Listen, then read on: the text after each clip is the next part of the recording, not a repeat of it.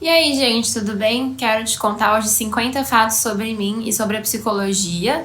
Tô fazendo essa tag para vocês terem a oportunidade de me conhecerem um pouco melhor, já que eu falo tanto de psicologia aqui também. E eu separei 50 fatos, não foi fácil fazer isso, mas separei 50 fatos que aconteceram comigo na faculdade e um pouquinho depois também, só para vocês entenderem algumas coisas, e acho que também nesses fatos tem algumas respostas das perguntas de vocês. Então, vamos lá! Vou começar aqui. Primeiro fato, eu decidi que eu queria psicologia no meu 3º ano do ensino médio. Eu não sabia qual faculdade que eu ia fazer e eu pensava que ia ser letras, até eu decidir assim, por que não psicologia? Segundo fato, eu não acho que meus pais tenham ficado muito felizes com a minha escolha.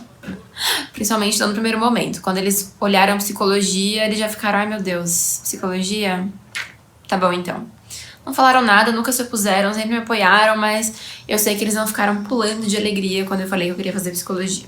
Eu saí do ensino médio e ingressei direto na universidade. Não parei. 4. Eu já estudei em 2 universidades diferentes. Pra quem não sabe, eu comecei e fiz um semestre numa faculdade particular em Curitiba. E depois eu fui pra São Paulo, que foi onde eu terminei minha faculdade. Peraí, acho que eu tenho que virar aqui, né? Deixa eu tentar virar e ficar um pouco mais direcionada pra câmera. Eu pensava que seguiria a abordagem psicanalítica quando eu assisti Freud Além da Alma.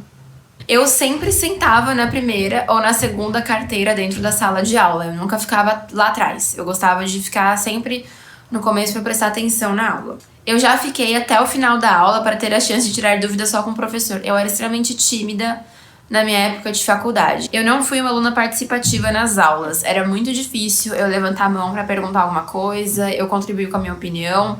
Eu sempre tinha muita vergonha do que as pessoas iam pensar e do que elas iam falar. Hoje eu me arrependo, porque eu não concordo mais com esse tipo de atitude. Eu me preocupava demais com as minhas notas na faculdade. Quem me conhece um pouco mais sabe que eu fui uma péssima aluna no ensino médio, eu tirava umas notas bem ruins, mas quando eu cheguei na faculdade, eu tomei jeito na vida, pensei assim, vou estudar agora direitinho, fazer as coisas certas. Eu sempre tive facilidade com escrita, e isso me ajudou muito na psicologia. Quando tinha resenha, quando tinha resumo, eu era, de certa forma, boa, porque lembra que eu mencionei que eu queria fazer letras? Então isso me ajudou muito. Eu tinha muita noção, assim, de estrutura de texto, e o que eu precisei prestar um pouco mais de atenção foi na escrita científica, que é um pouco diferente. Eu não sofri tanto com a quantidade de leitura na faculdade, porque eu gostava muito de ler. Gente, eu tinha um ritmo de leitura incrível, assim, eu lia muito, muito, muito, muito mesmo. Óbvio que cansa, né? Às vezes você não quer ficar lendo o tempo inteiro, mas eu não tive dificuldade pra ler porque eu já lia muito antes, então já era um hábito que eu cultivava antes. E antes da faculdade, eu nunca tinha passado por terapia. Eu já passei por terapia em 3 abordagens. Eu já passei na logoterapia, na psicanálise e na TCC. Veja só que experiência diversificada em terapias. Eu morria de medo de apresentar trabalho na frente da sala. Eu tinha muito medo de falar em público, principalmente quando eu percebia 2 situações. Quando as pessoas prestavam atenção em mim e quando elas não prestavam atenção em mim, que são as 2 situações que acontecem no seminário de faculdade, né? Tipo, as pessoas estão interessadas ou elas não estão. E eu me incomodava com as 2 atitudes, então era bem difícil. Eu fiquei com medo de não passar no TCC e no final eu tirei 10. Eu não gostava de fazer trabalho em grupo, mas eu também não queria fazer sozinha. Meus professores, de maneira geral, não sabiam quem eu era. Eu era meio anônima, assim, sabe? Tipo assim, quando os professores lembram ou do pior aluno da sala ou do aluno mais inteligente, prodígio, eu era bem no meio, assim. Bem mediana, nada demais, sabe? Não tinha as notas excepcionais, não tinha os comentários excepcionais, porque eu não falava, né? Então eu acho, assim, que hoje os professores, se falarem assim, Rebeca, quem que é essa? Não vão nem saber quem eu era ou que eu existi na turma deles. Eu nunca peguei DP, mas quase, e logo no primeiro semestre eu lembro disso. Foi horrível a sensação de quase pegar DP no primeiro semestre, eu já ia ficar muito mal, me sentindo uma negação. Essa é boa. Eu já tive uma quedinha por um professor. Quem nunca, né, gente? Sabe, chega um professor derramando conhecimento, sendo uma pessoa maravilhosa na profissão, assim.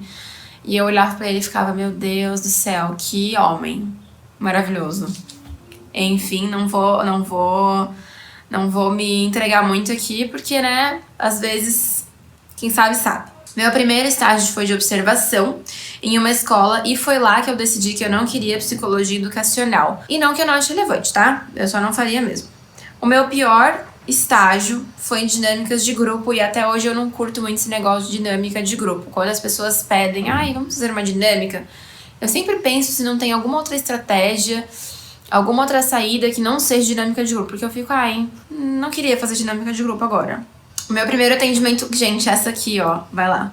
O meu primeiro atendimento clínico foi desastroso e durou menos de 20 minutos. Eu lembro desse atendimento, tava lá, eu toda bonitinha, pronta pra atender no meu primeiro dia de estágio em clínica, sozinha, e foi foi horrível. Eu lembro que eu fiquei com medo, eu fiquei nervosa, eu não sabia o que perguntar, eu não sabia se eu tava fazendo certo, eu tava com medo da mulher me achar muito novinha, porque se hoje eu tenho essa carinha assim, né, imagina antes, naquela época, muito pior. Então eu tava assim, ó, mal. Saí tremendo da sala. Eu só peguei casos complexos no meu estágio de clínica.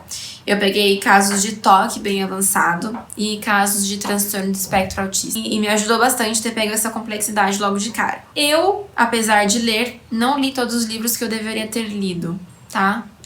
Tenho facilidade com leitura, mas eu deveria ter lido mais na faculdade. Eu quis fazer um intercâmbio no meio da faculdade, mas não rolou, por questões financeiras na época. Eu morei dentro da faculdade em um sistema de pensionato. Isso existe em São Paulo. Eu não participei tanto de outras atividades que nem envolvessem a faculdade. Nessa época da faculdade eu fiquei total focada em faculdade, psicologia, congressos, materiais, enfim. Eu recebi um prêmio de R$200 por um projeto que participei muito pouco, mas que no final só eu fui apresentar. Eu tinha participado de um projeto de forma quase remota, assim, mas no final sobrou para apresentar e o projeto foi premiado. Eu fui para um congresso na Argentina para buscar um certificado para eu ter mais chances de entrar no mestrado. No meu último ano, porque eu queria fazer a prova do mestrado, acabei não fazendo, mudei de ideia na época e até hoje não sei se eu tô afim de fazer mestrado. Eu quero, mas não quero. E fico nessa indecisão pra sempre, pra sempre, pra sempre. Tá, essa aqui é interessante. Eu trabalhei na lanchonete da faculdade durante ali o meu período do curso e também como designer de sobrancelhas, só pra garantir um dinheirinho extra. Eu entrei em psicologia sabendo que eu iria atender em psicologia clínica. Eu sempre quis ser psicóloga clínica. E quando aquele estágio desastroso lá, meu primeiro atendimento horrível aconteceu, eu fiquei muito decepcionada. E eu falei, gente, será que eu não vou ser capaz de cumprir meu sonho? Mas no final deu tudo certo, porque a gente se especializa, a gente aprende. E ser tímido nunca vai ser um problema pra você ir bem na faculdade de psicologia. Eu fiz todos os estágios possíveis no último ano. Gente, vocês podiam me encontrar no hospital, na empresa do RH, na clínica, em diferentes modalidades, na escola. Eu fiz tudo quanto era estágio no último ano, porque apesar de ter minhas preferências, eu pensava assim, ok, no começo eu não vou ter muita opção de escolha. Então, o que vier, eu tô mais ou menos sabendo o que precisa fazer. Dito e feito, veio RH, e estou até hoje no RH. Mas eu nunca pensei que eu fosse trabalhar com RH. RH nunca foi uma das minhas primeiras opções, o que é muito irônico porque hoje eu amo RH e sou apaixonada por essa carreira. Eu nunca fiquei uma noite sem dormir pra fazer alguma coisa da faculdade. Eu não tirei nota baixa em estatística na faculdade. Quando eu tive aula de anatomia, eu fiquei uma semana sem comer carne. Gente, tem algumas partes do corpo humano, quando viram cadáveres, que, sério, parecem um bife, assim, sabe? Tipo esse que a gente faz, bife, pra comer. E quando eu tive aula de anatomia, eu fiquei um tempo, assim, uma semana não, acho que foi um tempão, sem conseguir comer carne, assim, porque toda vez que eu olhava, eu lembrava, e daí me dava um embrulho no estômago, assim, eu fiquei... Até eu voltar a comer carne, demorou. Eu fiquei muito decepcionada quando eu descobri que psicólogo clínico não precisa usar jaleco. Uma das teorias que eu mais gosto dentro da psicologia é a logoterapia, e também a teoria da identidade do Erik Erikson. Uma abordagem que mudou minha vida foi a logoterapia. Demais. Eu não sou logoterapeuta, mas eu ainda continuo estudando logoterapia e sempre estou em contato. Eu amo. Um salve pra doutora Bartonelli. Nunca quis trabalhar em hospital, principalmente após o estágio. Como vocês podem ver, o estágio foi um período de grandes revelações pra mim. Eu sempre sofri com formatação de trabalhos. Nunca foi meu forte esse negócio de formatar trabalho.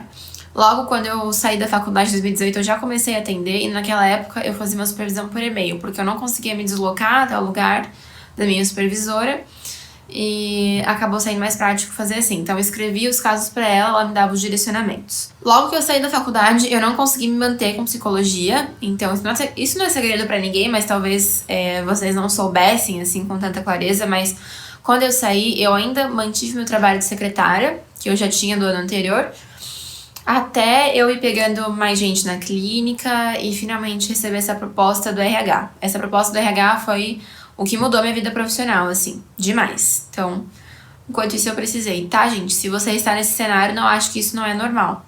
É super normal. Eu não leio apenas sobre a minha abordagem. Enquanto eu também me especializo sobre TCC, Eu gosto de ler sobre logoterapia e psicanálise. Eu deveria ter assistido aulas de empreendedorismo antes. Vocês que me acompanham um pouco mais de tempo, já mencionei que eu tô fazendo uma mentoria na carreira de psicologia para justamente dar mais direcionamento nessas ações de clínica, de clientes, captação, enfim. E na faculdade a gente acaba não vendo muito disso. A gente vê muito a parte teórica da terapia, que é extremamente importante, obviamente, mas a gente não tem muito essa questão de como captar as pessoas, como fazer com que elas venham até nós, como fazer com que o seu trabalho seja relevante, que o seu conteúdo seja relevante.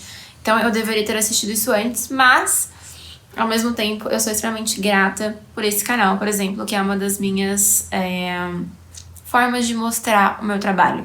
E, gente, esses foram 50 fatos sobre mim, espero que vocês tenham gostado. Vocês ficaram muito surpresos com algum? Eu tentei separar aqui os mais importantes e os mais relevantes. E se esse vídeo foi legal de assistir, se foi interessante, já deixa aqui o seu like e um pequeno comentário também, pro YouTube entender que esse é um conteúdo legal de as pessoas assistirem. E, gente, já deixei lá na comunidade, enquanto eu posto esse vídeo, a votação do tema do próximo vídeo de quarta-feira de carreiras.